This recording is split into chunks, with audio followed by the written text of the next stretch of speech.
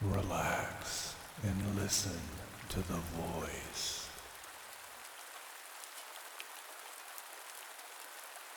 Dr. R has been a therapist for years. He was admired in the community for treating what ailed people's minds with a 100% success rate. Other therapists yearned to be as talented as he was, but his secret was not simply medication or talking therapy, but something a little darker. Something that fed his cravings while simultaneously healing the mind. When people are tormented by their own mind, a substance called cerebrum putredo, or brain rot, is the cause. It's a gooey black, grainy-like substance that houses itself in the folds of the brain, often spreading if not treated appropriately. Dr. R loved the stuff. It was like caviar to him, a true delicacy. But a delicacy that he was addicted to. He was a creature most often known as a worm, but not the type you'd find crawling in the dirt outside. However, very similar in their love for decaying matter, and, in Dr. R's case, brain matter. He would provide the patient with a complimentary IV treatment, promising them that this would speed along their healing, but inside the fluid was a substance that caused the brain rot to grow at an alarming rate, blooming inside the person's skull. This would make their condition worsen, and they would come back to him asking for help. At this point, the rot in their brain was ready to harvest, and their condition would soon go with it. During one such procedure, he sedated the patient, while a proboscis-like appendage protruded out of his mouth and up the person's nose. He sucked the brain rot out, deep cleaning the brain and healing the patient. One day, another patient arrived in his office, wanting this magical treatment, but as he slid the needle into her skin to administer the sedative, she smiled up at him, a smile that was not a thankful smile, but rather a cunning one. "I can smell it from here, doctor," she said. "Smell what?" asked Dr. R. "The rot that is coursing through not only your brain, but your whole entire body." The patient then pulled a sedative needle out of her pocket and lunged it into the doctor's neck, causing him to collapse upon the floor. She stood over him while a proboscis extended from her mouth. She sucked the sweet jelly out of his entire body, leaving just a deflated suit of skin upon the floor. The doctor's addiction over the years caused his flesh and everything inside of him to rot. The patient, however, did not know that if she continued, just as he had, she too would be an empty vessel housing only the sweet delicacy that the other worms would be searching for.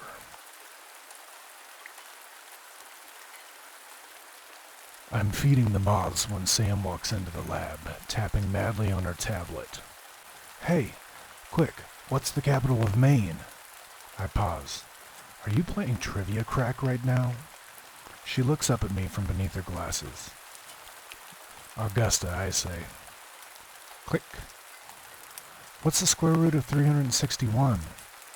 "Oh, I don't know. Probably like 19. Click.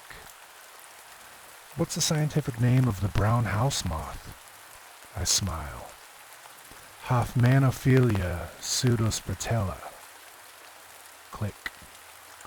She swipes the screen for a while, then looks pleased. "Well, did you win?" I asked her.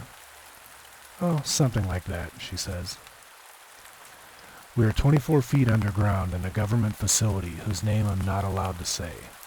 I slide a petri dish full of sugar water into the moth cage. I watch them all flutter, twisting in strange plumes.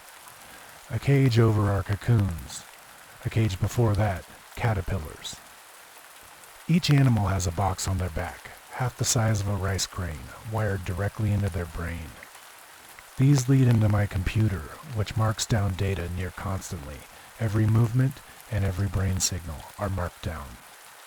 Every time one of them figures out something, it's marked down. Do you know how a caterpillar becomes a butterfly or a moth? It digests itself. Then cells inside of it called imaginal discs activate, and it uses them to build new body parts from its soup. It's a similar process to stem cells, really, with more rigid outcomes. It's a process that we've hijacked. We figured out, through jargon I won't mention here, how to make a moth grow an antenna instead of a wing, how to make a brain develop faster, how to make an animal do exactly what you want it to. Now, coming up on human application, it's all for one goal: scripted metamorphosis, the process of changing, the process of making something grow into something new. For a world with a room you could walk into, take a nap for a month, and wake up as yourself, but a jacked up, potentially smarter version of yourself. Or maybe a cancer-free version of yourself.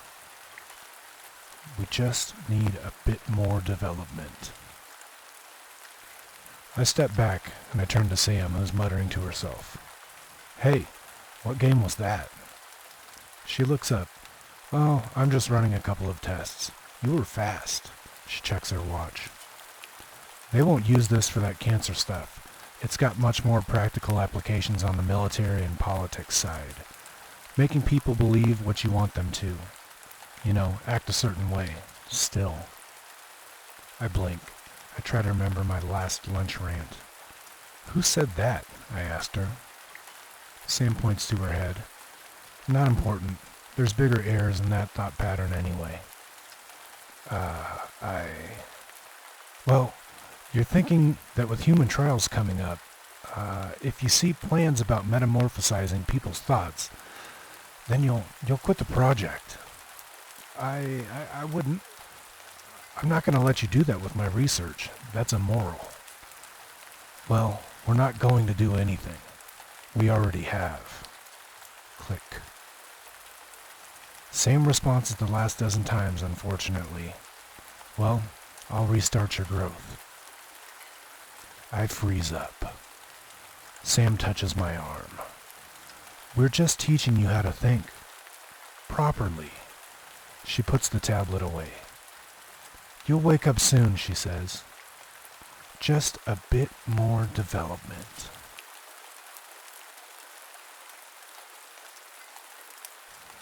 In February last, a young man was wounded in a duel with a small sword, which entered about 4 inches below the right nipple and a little towards the back. By probing the wound, we found it reached 4 inches slanting downwards betwixt the teguments and the ribs, without any signs of its penetrating, though all the different ways to discover if it had penetrated were tried, such as probing, injection, etc. The patient had lost a considerable quantity of blood, by which after he had walked off the battlefield for a considerable ways, he turned faint. When he held his hand upon the wound, he could easily stop the bleeding, but the pain began obliging him to take it off. Once he had taken his hand off, the blood gushed out, and then ran trickling down, as from such any small wound would do. The third day at night, after he had received the wound, he complained of a violent pain in the region of his stomach, and in the back, opposite to it, but no pain near any part where the wound actually was. The patient had some feelings of needs to vomit, upon which I was afraid the sword could have slipped through below one of his ribs and pierced to his diaphragm, potentially touching the liver, though the patient actually had no other signs of these parts being wounded. He remained in a bad way despite having close attention from his doctors, and began suffering from a cough and from pain in his stomach. A fortnight after the injury, he was attacked by some anguish fits, started to sweat profusely, and to suffer from convulsions. In mid-March, he developed full-blown jaundice, and then on March 24th, he took a kind of looseness, and passed a great quantity of feces which looked like boiled blood and some pure blood, complaining very much of the pain in his stomach. At this point things began to take a dramatic turn. On the 26th he passed a large worm, 1.5 feet long and 1.5 inches in diameter. The worm had been considerably larger at first, but so soon as he had passed it, which he could not do without the help from someone in his house pulling it from him, he was so much surprised at it and afraid that it had been one of his intestines that he said he cut off about 1 inch of its tail and gashed it in 1 or 2 places with a knife to see what was in it, by which a great deal of blood ran out of it. The worm was dead when he passed it, and it was made up of a great many number of rings, just as the earthworm is. The joints themselves were much more pale, or rather of a livid flesh color. The head was considerably smaller than the body, though it was made up of joints, and very much resembled a duck's bill. Having gotten this out of his system, as it were, the young man felt a great deal better. After he had passed the worm, he stayed in his place until the 26th of April. Shortly after that, he felt well enough that he decided to go out and adventure on a journey. While on his journey, he grew gradually better, though he frequently complained of having pains in his stomach at all times. While on his journey, he wrote home to his family to inform them that he had passed another, rather larger piece of worm than the first, but that this piece came out in smaller pieces, different smaller segments, many smaller segments. Roughly a month later, his family received another letter, with the usual pleasantries. It continued on to say, "I'm still sick, and I still continue to pass worms. I'm not sure where I picked up this larva, or this infection, or whatever it is that is causing me to do this, but I can only imagine it was a tactic employed by the enemies. I imagine that the given size of these creatures, they were used for colonizing rather larger mammals, much larger than humans. I don't know much about intestinal parasites, but I do know that this particular parasite has troubled me so." 2 months had gone by without the family receiving a letter from their son. They contacted a local constable to have him check in on their son. The constable went to the hut where the man was staying and began to knock loudly upon the door. After quite some time of knocking and shouting, trying to arouse someone from the house, the constable gave up and decided he was going to let himself in, just to make sure that there wasn't something tragic inside. Upon breaking into the door, the constable saw a body on the ground. He noticed that this was the body of this young man. Next to the body, there was one final letter. The letter read as follows: "This very evening, I had taken great precautions. I sat myself down in a chair. I had wrapped up in a blanket, and I tried to protect myself from the cold. As I have stated, I'm not feeling as good as I did. When I started this journey, I began to feel better, but I've slowly and surely sunk down into a greater state of illness. As I sat in the chair and began to drift off to sleep, no sooner did I actually fall asleep than I was awoken by a heavy cramping in my stomach and immense pain all throughout that region. I sat up quickly and I began to vomit. During this process, from my stomach and out of my mouth came a large hairy worm about 3 inches in diameter. The hairs were long, and the worm was very ugly, speckled in diverse colors such as green, black, and red. As I continued to pull this worm out of my mouth while my stomach seized up as I continued to vomit, more and more of the worm came out.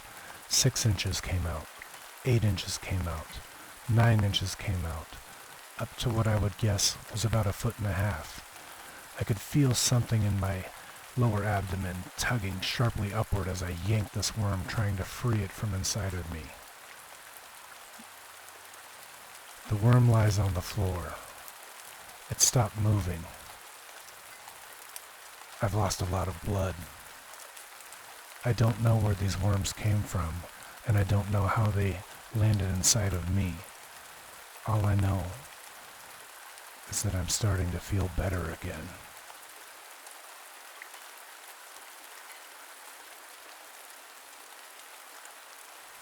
Do you know what the Carayas worm is? The doctor doesn't look at me as he asks that question. He scratches at the beard on his chin and turns the MRI printout over in his hands. He won't make eye contact with me. I shiver in my flimsy hospital gown. I hear the tone in his voice and wonder if this is how I know I'm already dead. I just haven't been diagnosed yet. The Carayas worm is native to Malaysia, he tells me. Have you been outside the country recently? He asks. I answer with a lie. There's a parasite, he tells me, that gets into an ant's body, It crawls into the ant's brain and takes over. The ant walks to the tip of a tall piece of grass and waits, night after night, until, eventually, a grazing cow comes along and eats it, all so that the parasite can reach the cow's digestive system and lay its eggs. The ant doesn't know it's being controlled. It simply feels compelled to go where it's told. It doesn't even try to escape from its death. He tells me this as disaffectedly as though it were nothing more than an interesting episode of Animal Planet. Fun fact at the doctor's office. He clears his throat and he looks down at the MRI. The Carayas worm, he goes on, can only survive inside human hosts. It's perfectly adapted to us, but its eggs can live almost anywhere. They can be found in uncooked meat, they can be found in salad greens, they can live in fresh and salt water, even in poisonous brine pools. They can be transmitted through sex. The doctor lists these things off one by one, as though trying to work a confession out of me. Only once the eggs are in a human, he continues, do they hatch. Once the worm is inside the body, it carefully lays its eggs on the brainstem. Then it works its way into the brain. It settles between the membranes. It takes over. Everything you do, everything you think, are all just products of the chemicals and electrical impulses. The worm is intuitive to these things. It quickly learns how to operate your body, which nerves pull what strings, etc., etc. It learns to make you do what it wants. But the worm doesn't want your body. It wants you. All of your memories, all of your mannerisms, all of that are just neurochemical triggers in your brain. The worm learns those too. It responds to your memories. It thinks your thoughts. It unconsciously does all the things you unconsciously do. After a while, the worm believes it is you. It has complete control of who you are. Every night when you close your eyes, the worm reaches the end of its life cycle and dies. And every night, another one of its eggs hatches and a new worm crawls out to take its place. Every night when you fall asleep, you die. And every morning, a new creature wakes up in your body. Even you won't know the difference. I can feel something horrible crawling in the pit of my stomach, a sickening feeling. I don't want to hear what he's saying. The doctor holds up the picture of an MRI and asks if I can see anything wrong with it. No, I tell him, feeling relieved. It just looks like a picture of a normal human brain to me. No worm. The doctor shakes his head. Well, your eyes, he tells me, are just sending signals down to your nerves. It's your brain that decides what you see, not your eyes. And your brain only sees what the worm wants. Everyone else can see the thin white strand, like a single long piece of spaghetti crawling over and over itself inside of your skull. Everyone else but me. He's lying. He must be lying. I'm not sick, I tell him. He nods in agreement. No, he says, I'm not. The worm doesn't want me sick. It needs my body to survive. It won't do anything to jeopardize its host. It's the perfect parasite. It will keep you alive, walking around, pretending to be normal for as long as it possibly can. It will try to keep the truth from you, to stop you from trying to destroy it. In theory, your body can live a long, healthy life, and no one, not your friends, your family, or your lovers, need ever know the difference. But the worm can't be removed. Once it settles into position in your brain, only it and its offspring will ever live inside of your head. You will die, whatever part animates you, be it your will, your soul, or your spirit. The worm kills it. Once the parasite takes over, the person you were will quietly slip away one night. And the next morning, the worm will open your eyes, and everything will be normal again. It will be painless. You won't even notice yourself dying. I don't know what to say to that. What can I say? Finally, with a dry throat and a scratchy voice, I ask the doctor how long it will be. How long do I have to do something before the worm kills me? The doctor looks at me, and there's pity in his eyes, and sympathy, but no, also revulsion. Disgust, as though he weren't looking at a patient, as though he's looking at a horrible alien creature behind my eyes. I'm afraid you don't understand, he says.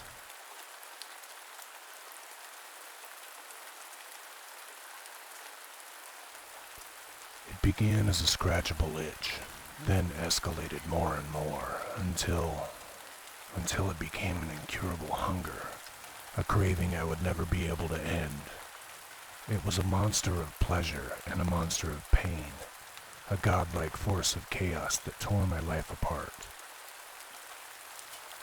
The strange worm had entangled itself around me as I slept, oozing some horrible slime into the pores of my naked body as I hid beneath the covers from a thing which had already found me. I awoke to a feeling of extreme arousal, an arousal which I would never come to fully appreciate, as my penis had now shrunk down to the size of a penny. Chills trembled throughout my entire body, wrapping around my chest and continuing to the ends of my goosebumps. And yet through all of that fear, I had silently vowed to myself that I mustn't remove this wretched thing. The longer I put it off, the more difficult I found to think of yanking the worm off of me, though now its fangs began to probe deep, deep into my body, poking into my guts. I managed to drag myself to the kitchen, but find that the taste of water now disgusts me, as does the taste of food. The contents of my fridge horrify and disgust me, and I settle for munching on the grass from the backyard on my shriveling hands and knees. I lie there for a few more hours, softly touching myself and eating the mud until I lose all feeling in my body and my eyes slowly shut.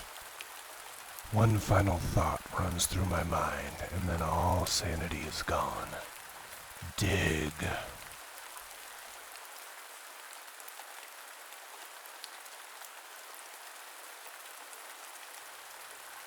Day of the Worm. What are dreams? What are they truly? Are they nothing more than bits and pieces of thoughts and ideas thrown together without any design or purpose? Might they serve a greater purpose, such as to whisper tales of coming days, or possibly to reveal forgotten, lost recollections from days long past? Maybe your soul is expelled from our bodies each night, thrust out into the void and travels to lands far away. Consider this. What if our dreams are more than just nonsense? What if they were premonitions and told of adventures not yet had? Tell me, have you ever had a dream that revealed wonders so great it made your waking life seem distant and dull? Have you ever dreamed a dream that revealed glimpses of who you are and whispered secrets of what you are meant to become? Do you know of anything that could fill you with such sorrow to awaken each morning and desire with all your might that your eyes would open to a brand new world, yet never does that world come? With every sunrise, that is the burden that I bear. However, such sadness doesn't consume me. For you see, in my heart, I know my dreams are much more than wishful thinking and a longing desire for something more than this life. There's so much more than you could possibly imagine. For you see, my dreams are preparing me for great things to come. I know that to be the truth. No, it doesn't offend me when you roll your eyes at me. You're not the first to dismiss my words or mock my resolve. Many simply laugh out of amusement, and others feign looks of pity towards me. Sometimes they say, "Oh, surely, only a crazy person would entertain such foolish thoughts." They can see only a land of make-believe, a fairy tale fabricated from the mind of a boy. They can't accept that that child, orphaned as an infant, who never knew the embrace of a mother or the guidance from a father, could possibly still possess a birthright of greatness. Nor would they consider such a waif could ever excel above all others with only the determination in his heart and by the strength in his hands. Despite it all, I hold no malice toward anyone, for their conclusions are not without logic, albeit they're sadly short-sighted. Well, soon all will be revealed, for tomorrow is my birthday, and when I am gone, they will know they were wrong. You see, tomorrow is the day my dreams have been telling me about for as long as I can remember. It's the day my dreams foretold. Before the sun sets on your 5 and 10th year of life, you shall return with hope and salvation on your back, and light in your hands.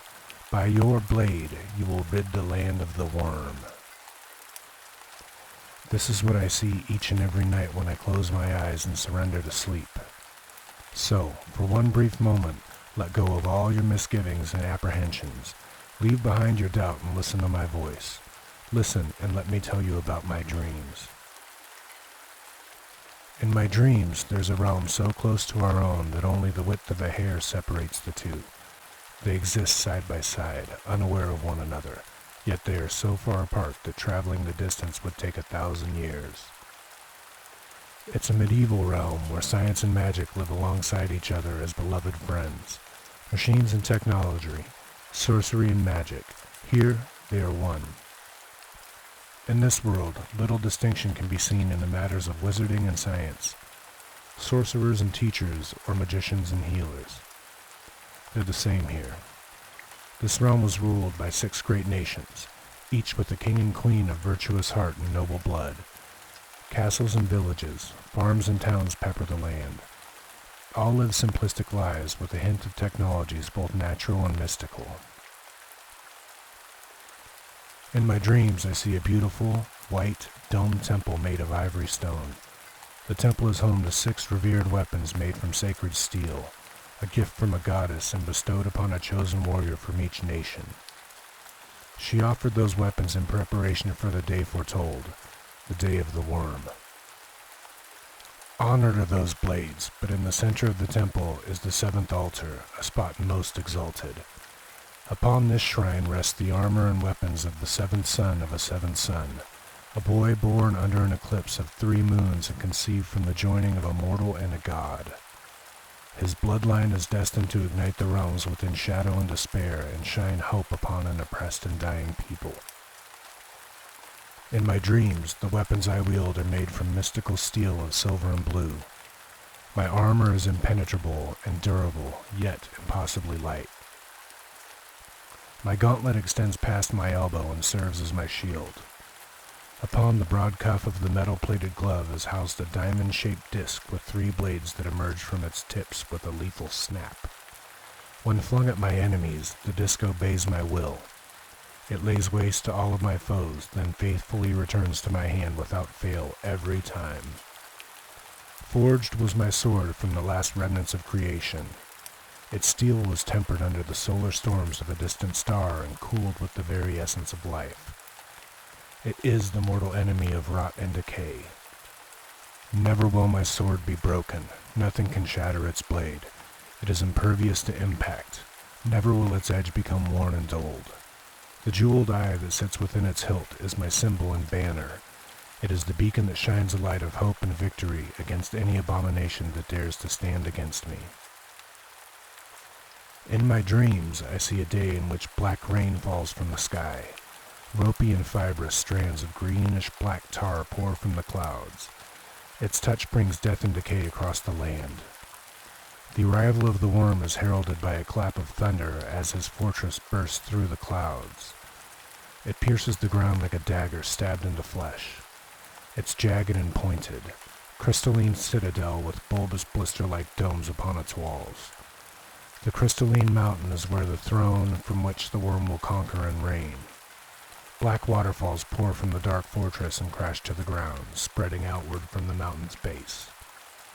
It is the source of the decay, a black mold of writhing masses of tentacles and tendrils that infest the land with its disease of corrosion. Everything it comes into contact with begins to corrode and rot away, except for one thing, the dead.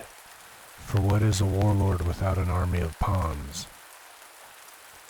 The dead are absorbed and transformed into vessels for the decay to use and take form. They are the loyal eyes, the feet, and the iron fist of the worm. The once good people are now primal and vicious, robbed of the peace one would find in death. They are servants of the worm. They attack with such rage and violence, even the mightiest of soldiers cower upon their approach. They strike with fingers as sharp as daggers, and they stab with limbs as deadly as spears. The worm leaves a wake of desolation and decay in its path. It fills its ranks with the deceased and slain flesh of the villages it encounters. From his fortress, The blisters upon its walls are released, and its army of decayed and mindless drones carry the smelly, rotting masses into the heart of all 6 nations. It will plant itself into the ground and become extensions of the mind and the will of the worm. From there, it will wage war against every man, woman, and child. It will lay siege against the people with the battle cry of a death rattle, screamed from the lips and mouths of their deceased friends, families, and loved ones. In my dreams, I see the goddess blessing the 6 warriors of each nation before spiriting away the 7th set of weapons. She takes them from the walls of the vulnerable temple and hides them in a place far away from the worm's reach. There, they will wait for the child foretold to come. In a final act of sacrifice, I see the goddess exhausting the last of her immortality to open a door of light. She places a tiny infant at the entrance, and before closing the door, she says, with tears in her eyes, "Goodbye, my dearest little one. Goodbye, my beloved son." It's 20 minutes to midnight, the day of my 15th birthday. I sit on the cold wooden floor, and I'm trembling next to a heated stove. But it's not the cold I tremble from. It's a deep fear that fills my heart. It's the deepest fear that I've ever known. Make no mistake, I don't fear what's to come. I want that life so much. I'm not afraid of my destiny or the future that's going to be thrust upon me. I don't fear the day when I march against an army of 1,000 rotting corpses. I'm not afraid of the many battles that I'll have to fight. I don't cower from the thought of the many monsters that I will face and the many, many friends that I'll lose. I'm not afraid. None of that scares me. Do you want to know what scares me? Do you want me to tell you what fills me with such terror and dread? It's this. I am so very afraid that when tomorrow finally comes, it will come and go, just like any other ordinary day.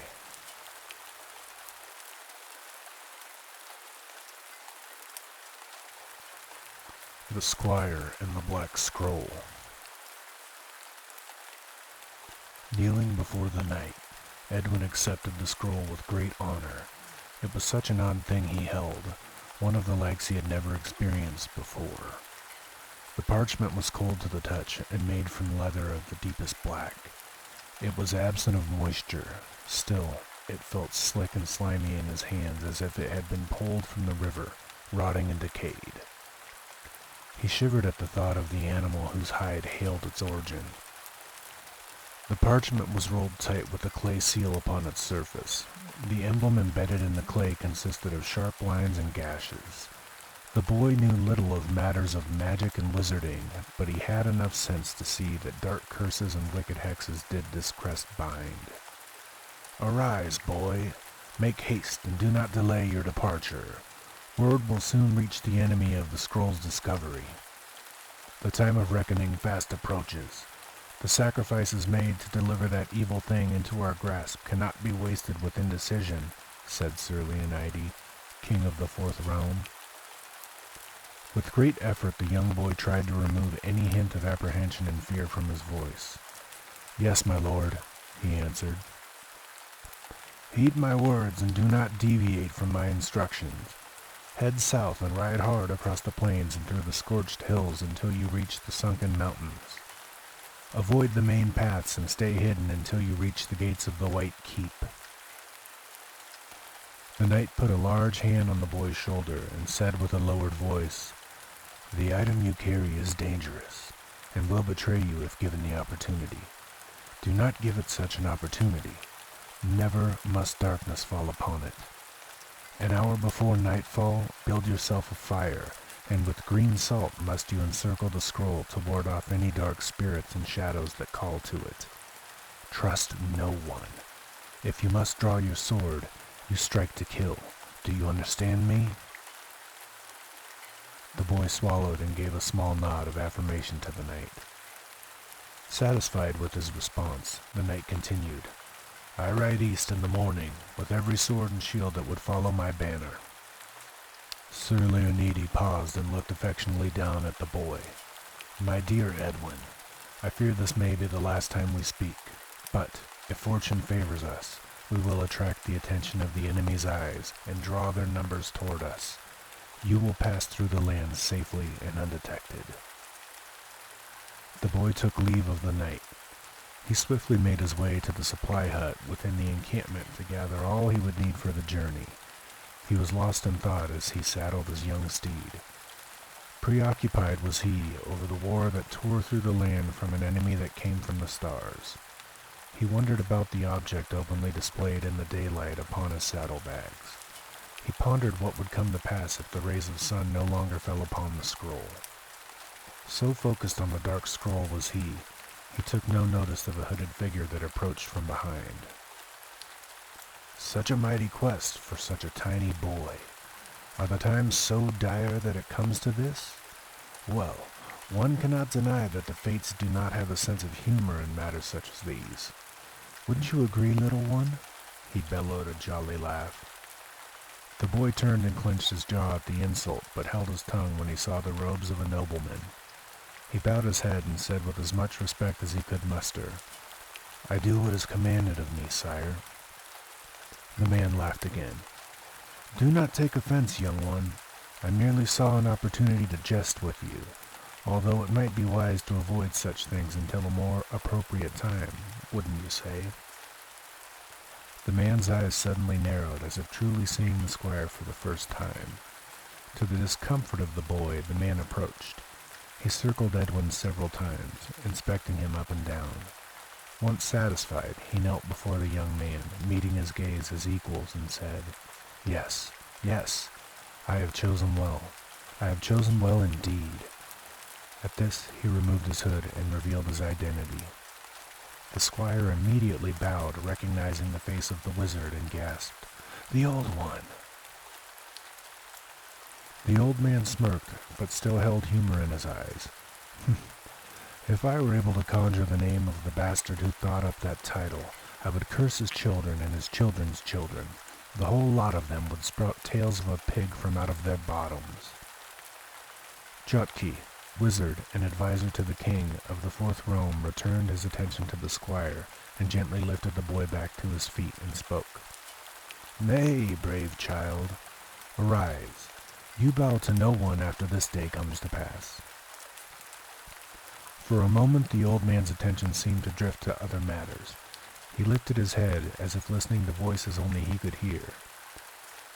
After a time his eyes cleared and they fell upon the boy.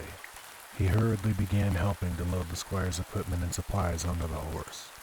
He said, "Time is precious, so little of it remains, and you have so far to go. However, do not despair, my lad. You do not go into the wilderness without defense and unprepared." The wizard reached into his robe, removed several objects, and presented them to the boy. He held a torch, a dagger, and a leather pouch. He said, "I give to you the eternal torch of Elenon de Aurora. Darkness will flee from the light of the flames it shines. Bathe that wretched thing you carry in its glow, and you will be safe." Next, the wizard held up a sheathed dagger of silver and blue steel. He spoke. "This is the blade Aniola, Terra. It fell from the hand of our goddess the day she succumbed to the enemy and was stolen from us. May it give you sight in your darkest hour. Respect this blade, and it will serve and protect you well." He placed it in the boy's hand. He lifted up the final item and gently laid it in Edward's hand. Long ago, a mortal and an angel formed a friendship during the War of Demani. So deep was their bond that it surpassed death and immortality. At the end of the mortal's life, the angel wept silver light and offered up his wings to exchange places with his dear friend. Moved by this act, the goddess called back his friend from the afterlife and made each into a star. She put them in the night sky where they would stand next to each other for all eternity, never to be separated. As they ascended, each shed joyful tears of silver that fell to the ground. "My dear boy, I now give you this pouch. It holds the very last of our most treasured possession, silver salt from the tears of those two old friends. It is but a pinch, but it is all that remains, and no more will there ever be after this is gone. Evil cannot withstand its touch. Use it wisely and as a last resort. The wizard led the horse to the encampment's edge and helped the squire mount his steed. He spoke. Accompany the scroll and personally place it in the hands of my sister, Aliadria. Tell her you carry the scroll of Necra Toratum. She will know what to do. Trying to feign as much courage as possible, the boy asked the old man, My lord, why does this scroll carry so much importance? Why do you entrust its charge to me? I am a mere squire who has barely seen the edge of battle. The wizard gazed sadly at the child and said, My boy, I am afraid your questions must be put aside for another day. The less that is known to you, the better. If it were up to me, a garrison of our mightiest men would accompany you, but this quest is for you and you alone. I have foreseen it. As I said, the fates do have a strange sense of humor. With that, he slapped the rear of the horse and sent the two racing off towards the smoky, black southern horizon. The wizard turned and softly said to himself, Yes, I have chosen very well. As the squire was an obedient servant as there ever was, Edwin followed his master's instructions to the letter. He rode hard and swift through the scorched hills, and faithful to the knight's word, not a sign or hint of the opposition's forces did Edwin encounter. Each day the boy was ever so mindful of the position of the sun. He always gave himself sufficient time needed to prepare the scroll before nightfall came. He carefully sprinkled the emerald salt around the scroll and set ablaze the sacred torch. There he would sit until morning, with his dagger clutched tightly in his hands. It was not until he reached the passageway to the sunken mountains did misfortune eventually find Edwin. A company of troops occupied the mouth of the slender pathway. Never before had he laid eyes upon the soldiers of the enemy. Even from a distance, they filled his heart with terror and dread. Long and slender, they stood motionless along the rocky path. Stalks of pointed knobs protruded from their brown and black rotting flesh and grew like that of moss upon the trees of the swamp. No hint of eyes did they possess except for pinprick glints of silver like that of a coin. Their mouths slowly opened and closed, reminding him of a fish plucked from the waters with gills gasping for breath. Consulting his map, the boy confirmed what he already knew. Only one other path could he take. Determined to complete his quest, he continued south and followed the river. When night approached, Edwin repeated his ritual of protective spells and brought his beloved horse into the safety of the torch's comforting glow. Edwin shuddered at the thought of his new destination, the Devil's Maw. It is said, in the age of Goatea, a great hellmouth had formed in those lands. The goddess sprung forth a forest and commanded the trees to bind this new evil. The good trees performed their duty, but eventually came to feel betrayed and abandoned. They turned away from their mandate and betrothed themselves to the hellmouth. The caverns consumed the trees and merged to become a forest of wood and petrified stone. Now, all men are warned to steer clear of its boundaries, for dark spirits look down upon them with unimaginable hate and ill intent. In 2 days' time, the boy stood before a tree line of bark and gnarled trunks at the mouth of a gaping cave opening. Massive twisted branches of black and green stretched as far as the eye could see. Stalactites and stalagmites jetted up and down the stone floors and roof, giving it the appearance of jagged fangs. No sound could be heard. No bird sang or animal stirred within the dark wood and cold stone. The silence and absence of movement were oppressive upon the young boy's spirit. He took what supplies he could carry, unsaddled his beloved horse, and removed its reins. He took a handful of hay from deep within his satchel and held it up to the horse's snout. It caught the scent of the feed and ate gratefully from the boy's hand. Edwin spoke. This hay comes from the stables to the noblemen's steeds of the keep. Follow its scent and continue south along the edge of the forest and caverns until you stand before the walls of the White Keep. My fate lies on a path you cannot follow, my friend. If the grace of the goddess is upon us, we will meet again. Terrible loneliness laid heavy upon the boy's brow as he wished his companion good fortune and set his loyal horse free. With the torch of Elanon, the Aurora, in one hand and a sword in the other, Edwin entered the Devil's Maw, alone, as the wizard foretold. By Edwin's calculation, 3 days' time would it take to transgress the narrowest part of the forest. He would emerge on the morning of the 4th day, with only a quarter of a league to travel. The silence was maddening, the first full day in the belly of the beast. True to its word, the torch of Elanon de Aura burned brilliantly. Never did its wood burn down, nor was its oil consumed by flame. The trees looked down with such hatred and rage. Root and twine writhed on the ground, unable to penetrate the glow of the torch. Thorn and thistle scraped along bark and rock, waiting for a chance to pierce and puncture skin and flesh. On the 2nd day, broken was the silence, stirred was the stillness. Whispers emerged and called out from the darkness behind the deep groans and moans of tree trunks swaying in the windless night. The vast branches beckoned for a champion to come hence, to handle this transgressor and acquire this hidden thing that tingled the ground it passed over. At last, a guardian emerged from the dark caverns of the hellmouth that lay below. The pleas of the giant trees and stones had been accepted. Upon the evening of the 3rd day, weariness and despair weighed heavy on Edwin. He poured the last of his precious emerald salt around the wicked scroll and sat before it, with his dagger in hand. Fatigue overcame him swiftly, and the forest saw an opportunity to strike.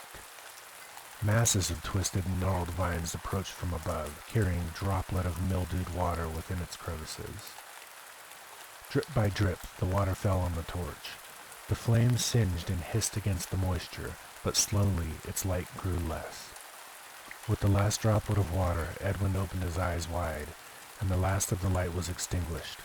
All was plunged into darkness. In the darkness, the scroll gave a heavy sigh, and silence fell. A scream pierced the night from the cursed object. It shrieked with the voice of 100 women and infants merged into one. It hurt the boy's ears and filled him with terror. The wail slowly faded, and in the distance, something answered the scroll's cries. Edwin unsheathed his dagger, and it cut through the air with a slash. A yellow wave of light shot forth in every direction, illuminating the area. In the distance, he heard branches breaking, rubble fall, and leaves trampled from the one who answered the scroll's call. Not knowing what else to do, he placed the dark scroll into his satchel and buried it under what green salt he could scoop off of the ground. He hung the pouch of silver salt around his neck and nervously gathered his essential belongings. Beyond the amber glow, he heard the sound of ripping and tearing coming from the ground. A large black root had emerged from the wet stone ground. Blackthorn covered its body and glistened in the yellow light as it reached for the boy. More thorned roots emerged from the grotesque plant and rattled in the cold air. The boy fell to the ground as similar ripping sounds began to emerge from his left and right. The sound of galloping feet grew closer from the woods. The black root curled itself into the shape of a scorpion's tail, preparing to strike. Edwin pushed himself off the ground with only moments to spare as the black root shot towards him. In a burst of speed, the boy ran towards the direction that would lead him out of the forest and caves. He ran without letting up, occasionally slashing at a vine or thistle that moved towards him with the bloodlust of an enraged animal. The footsteps of his stalker were relentless in its pursuit. It stomped on the ground and then leapt to the trees, then back to the ground. The boy scrambled to the top of a ridge and saw a cluster of vines not yet afflicted with the forest's curse. He grabbed the vines and swung across the open gully to the other side. He quickly cut the vines to prevent anyone from following. He turned to leave when the sound cut through the air. The scraping of 2 metal blades rung out from the darkness. It kept its distance just beyond the mystical golden light that surrounded the blessed dagger. It continuously scraped its knives together, over and over again. The sounds grew louder and faster. Panic filled the boy. Just as he was about to turn and flee, the scraping stopped, and the beast emerged from behind the flickering shadows of the trees. It stood at the edge of the ridge, and its stare fell upon the boy. It was a dwarf, not the dwarves recited to children in tales of fantasy and delight. These were ancient, evil creatures who despised the very existence of man. They infested the outskirts of each of the 12 known hellmouths and greedily excavated the caverns for jewels, diamonds, and other precious metals. The creature stood hunched on all fours. It was half the size of a man, naked and emaciated. Its flesh was white and stretched tight over its bone. Every manner of metal rings hung from its flesh and nails pierced its skin. Filled was its mouth with 2 rows on top and bottom of needle-thin teeth. Upon its head sat the only clothing it wore, a pointed hat, stained brown and red and made from the skin of human flesh. With a smug confidence, it turned and walked away from the ridge's edge. Turning, it bellowed a loud howl and ran at full speed towards the ravine. The boy turned to flee as the beast jumped high into the air, landing a short distance behind him. Edwin suddenly stopped and swung his weapons in an attempt to surprise his foe. The white creature easily batted away each strike with its 2 short and twisted blades. The boy swung and jabbed, but the pale beast evaded each slash and every attack. It hopped from the ground to the branches of the trees, then back to the ground with speed and grace, cackling. It was now just playing with the boy. From behind, it jumped onto the boy's back and buried its needled teeth into the boy's shoulder. He howled in pain and stumbled backwards until he slammed the creature into the trunk of a tree. Its teeth shattered and broke off into the boy's flesh. The wounded Edwin was losing his duel, and he knew it. He then looked past the dwarf and saw the ground slope downward and heard the sound of running water. A glimmer of hope crossed his eyes. He broke the bindings of the pouch around his neck and poured its contents into his hand. With all of his might, Edwin charged at the dazed creature. He slammed hard into the dwarf, sending the both of them spiraling out of control down the wet hillside and towards the running stream's edge. They rolled and tumbled for what seemed like forever until crashing hard at the hill's bottom. The beaten and battered Edwin slowly crawled towards the water's edge to make his escape, but the dwarf was unfazed and pounced on the boy. He landed hard on the boy's body, submerging his head underwater. It grabbed a handful of Edwin's hair and yanked Edwin's head back roughly to expose the child's throat. It laughed in his ear and spoke insults to the boy in its strange tongue. Edwin could feel its hard member dig sharply into the small of his back. He felt the cold steel pressed up against his neck, blood already beginning to trickle from the cut of the blade's sharp edge. The dwarf lifted its head and howled a cry of victory. Before the breath from the dwarf's yell of triumph had entirely left its mouth, Edwin turned his head around and spat a mouthful of water directly into its face. Silver beads of light erupted upon contact with the dwarf's face. It clutched its face. Flesh fell away in mushy clumps and seeped between its bony fingers. Oily black and green blood bubbled over its cupped hands and oozed down its arms. Its eyes were expelled from its skull with such force that the dwarf's head snapped back sharply, breaking its neck. Paralyzed, it wailed in agony from the silver salt eating into its face. Unnoticed, the boy had put the salt into his mouth before his head was plunged underneath the cold water. Triumphantly, the young boy picked himself up and stood over the broken body of the fallen dwarf. In the distance, light from a new dawn broke through the forest edge, and the boy smiled. Sir Edwin tightly grasped the hilt of his sacred dagger, and with 2 mighty swipes, he took the head and manhood of the conquered dwarf. On the 4th day, Edwin emerged from the cavern's tree line and fell into the arms of the beautiful sorceress. She had foreseen his arrival and anxiously stood with the boy's faithful steed, awaiting his approach. With his final breath and the last of his strength, he reached into his bag and gave the scroll of Necrotoritum to Aliadria, as the Old One had commanded. Aliadria fell to her knees from grief, for this had not been foretold. The fates had once again made a mockery of the pain and struggles of a mortal to satisfy their need for entertainment. She looked down at the child and mourned the loss of one so young and brave. It surprised her when the boy's loyal steed came forth and nestled its nose against the dead boy's face. Never had she witnessed such bonds of affection from a beast towards a human soul. If she were to render a guess, she would swear it too was grieving the loss of its companion. She could not help but to feel pity for the animal. Her thoughts were interrupted when a glint of silver sparkled and caught her eyes from within the child's mouth. Hope ignited within Aleadria as realization ascended upon her. The reunion between two friends had created a moment powerful enough to find the tiny granule of silver salt. Aleadria smiled as she saw the depth of friendship these two dubious characters shared.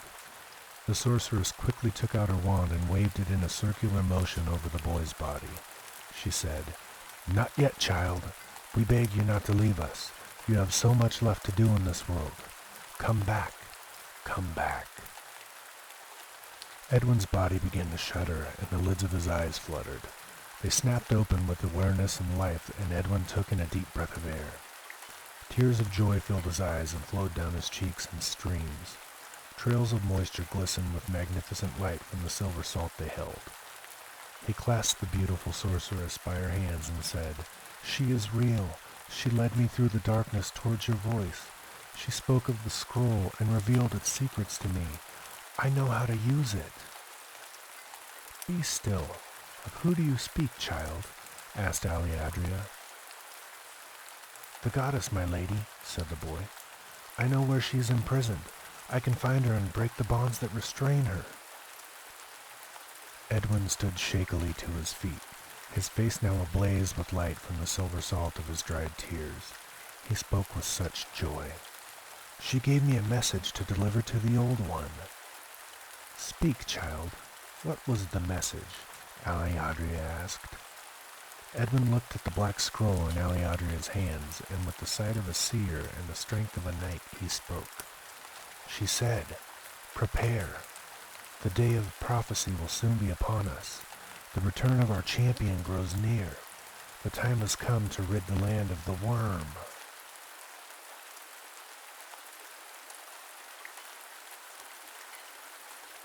The Maiden and the Lost Villagers. The young maiden knelt amongst the rubble and smoldering wreckage that was once her simple home. Smoke plumed into the sky and ash hung thick in the air. It stung her eyes, but that was not the cause for the tears streaming down her cheeks. She was in mourning. The day before last, she had departed the group of refugees and returned to her village, determined to find the bodies of her father and 3 brothers.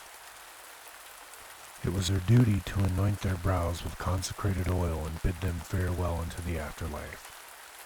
Her father and brothers were among the few who bravely stayed behind to hold off the enemy, providing precious time for her people on the east end of town to escape the massacre that fell upon the village. Her distraught heart was filled with confusion, for, upon her arrival, not a single corpse was there to find. The enemy had attacked from the north under the cover of night. They slaughtered everything in sight.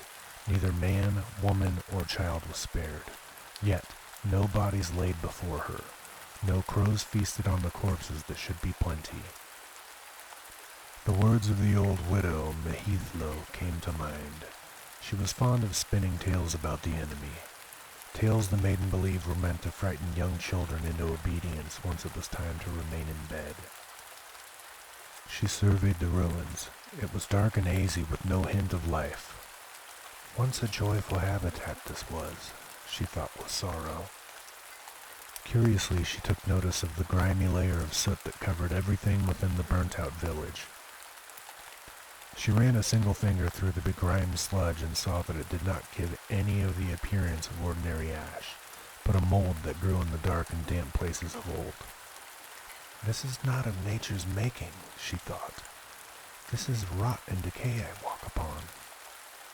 The edges of the mold were the deepest black with hints of green, but on top of its center grew white and gray fuzzy hair that vibrated ever so slightly. If it were not for the irritation from the smoke, she would have sworn that the mold and mildew were growing and stretching out before her very eyes. The crackling of burning wood filled the air. Then, without warning, it vanished. All the surrounding flames immediately were extinguished, as if inhaled by an unseen giant.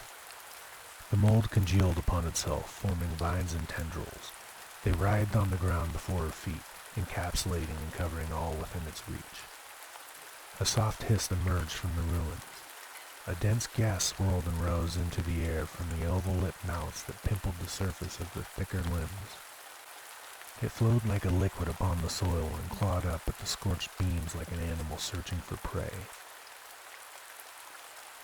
The maiden brandished her broadsword with speed and skill, for having been the daughter of a great blacksmith and the youngest sibling to 3 boys, she knew the ways of steel better than most. The hiss grew louder as it permeated the terrain. She backed out of the remains of her home, defenses at the ready and eyes keen to any movement in her field of vision. Cracking and snapping broke the silence as the mist billowed and rolled. It reminded the maiden of the breaking of tree branches after winter ice storms. However, this was different. These cracks and snaps were from something wet and moist. The snaps and splits grew more severe and frequent with every moment. It arose from all directions, then all was silent. The maiden gripped the hilt of her sword tightly. She held the mighty blade over her head in a defensive position, ready to take the head of any foe or adversary who would stand against her. She kept a stance in silence and stillness. The girl did not grow weary from the heaviness of the blade, for it was the perfect weight for her. It had been a present from her father and created just for her and no one else. Broken was the silence from harsh, raspy breaths of lungs filled with fluid and phlegm. The ground heaved upward and separated from wet hands that stretched up to the sky. Unbeknownst to the maiden, the metamorphosis occurring beneath her feet had run its course. The lost villagers had awoken. Worms and maggots still protruded from a type of dead flesh that they could not feast upon. Scabs tore free from wounds that rot healed and spilled pus onto the ground. The poor creatures dragged themselves out of their resurrection holes. Disoriented, they tottered and stumbled, but the scent of the young girl quickly filled their nostrils with desire and rage. Concealed under an entanglement of twisting vines and tendrils that stretched up a wall, a lost villager fell upon the startled girl and bit down on her neck with a ravenous ferocity. To her surprise, its teeth did not tear her skin. The bite hurt terribly, but its teeth felt soft and mushy within its clenched jaw. Several more of the lost villagers slashed at her with thin, pointed fingers, and again they felt flimsy and lacking any rigidity in their blows. The answer to this riddle quickly flashed in her mind. Newly risen, these foul beasts must be. Their hides had not the time to harden, she thought. In a high overhead arc, she cleaved the lost villager that stood before her in 2 with her sword. With the blade's hilt, she struck the one that held her from behind in the throat and smashed its face into a stone wall. Another lunged at her and held her by the throat in an iron grip. She brought her sword up, twisted and separated its hands from its wrists. In one graceful motion, she twirled and took off the top portion of the creature's skull. An unseen villager, a child, scurried on the ground and locked its arms around her leg. It bit down hard, and she shrieked in pain as she saw blood trickle from the decayed child's mouth. She brought her blade down hard and drove its tip completely through the child's head and buried it deep into the wooden floor. Crinkling and cracking from dry skin and hardening hides filled her ears. She knew time was running out. The girl scanned the area for a means to escape. In the distance, she saw her only hope. An old windmill stood a short distance away. In the absence of any clear path to escape upon, its sturdy walls and a thick door would provide shelter for her immediate safety. She sprinted with all of her might towards the haven. She would have made it, too, were it not for the ground opening up below her feet. She fell hard, sword clanging out of her grip. Wet and cold hands clutched and pulled her deeper into the maw of the dark hole. Further and further she slid. She clawed at the edges of the hole, but the soggy soil fell apart as she gripped for a holding. She turned, and four faces stared back at her from the shadow of the muddy pit. For the briefest of moments, she saw a familiar shade of green in each of its eyes, a shade of green much like her own. There was such a great sadness in those faces and a glistening of tears in each one's eyes. As quickly as it had come, blackness and mildewed film consumed all hint of color and humanity.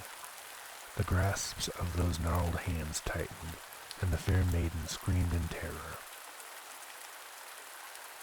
High in the night sky, a strange, high-pitched whirring emerged from the night. The sound was melodic and beautiful. The struggling maiden turned from the dead faces and snapping jaws she had held at bay and saw a twirling diamond of light approach from the corner of her eye. It streaked across the night, ricocheted off a heap of stones, and shot towards the girl in a downward trajectory. It spiraled, missing the girl's neck by a hair, and slashed through each creature without resistance, separating their heads from shoulder. The maiden followed the mysterious spinning diamond of light with her eyes. It flew high into the sky and began to descend towards the ground in a large arc until it came to rest in the hands of a boy.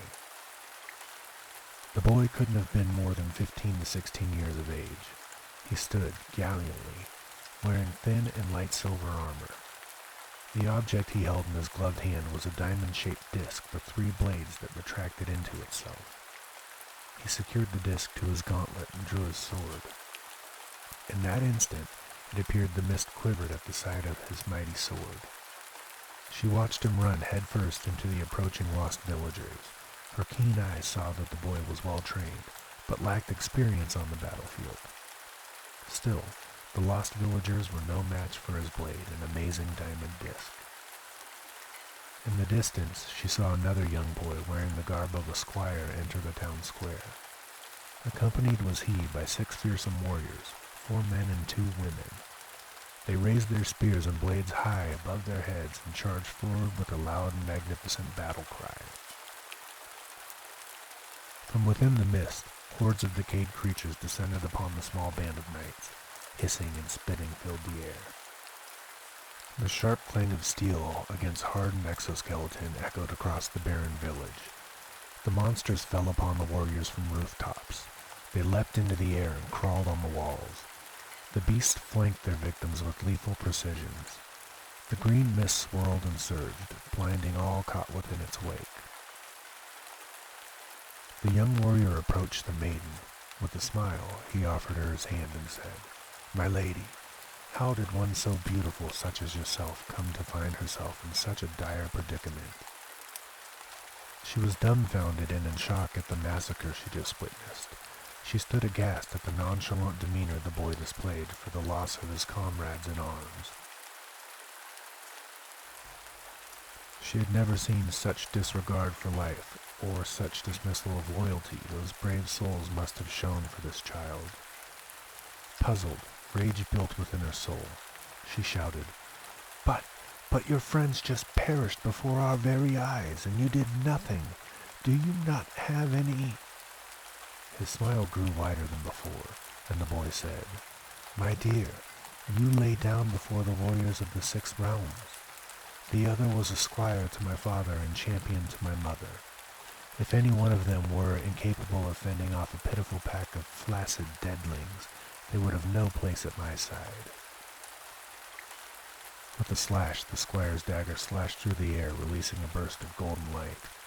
The malignant mist evaporated into nothingness underneath its rays. In the clearing, the squire stood brandishing a brilliant blade. By his side, 2 young women of no more than 20 years of age. Each held a short sword in reverse grip and wore gauntlets of silver and blue steel. The 4 men guarded the rear, an elderly man, a slightly aged man, and 2 young twins. At their feet laid the slashed and cut corpses of the villagers. A second wave of deadlings came with the warriors like a black wave of water. Their hard skin was glistening in the moonlight. Each of the women warriors took on 2 foes, blocking slashes from lethal fingers with their gauntlets and stabbing decayed flesh with their blades. The old man held a menacing dory spear, capped at the rear with a heavy spike. His hair was long, white and braided. Interwoven into the braided hair's end was a silver marble. Swings of the spear and snaps of his neck severed heads and crushed skulls. The twins each carried a sword. One brother bore a kopis, a thick curved saber. The other carried a xiphos, a straight double-edged sword. They guarded each other's flank and worked as one, anticipating each other's actions. The middle-aged man was blind and held a curved dagger in each hand. He slashed throats and severed limbs with the precision of any sighted soldier. The young maiden recalled the stories from the widow and the songs from the minstrels and bards. Could the tales be true, she thought. All the whispers and songs retold and sung. Was there more to those words, she pondered? Could it be true, the prophecy of the day of the worm? The young warrior cleared his throat to return her attention to him.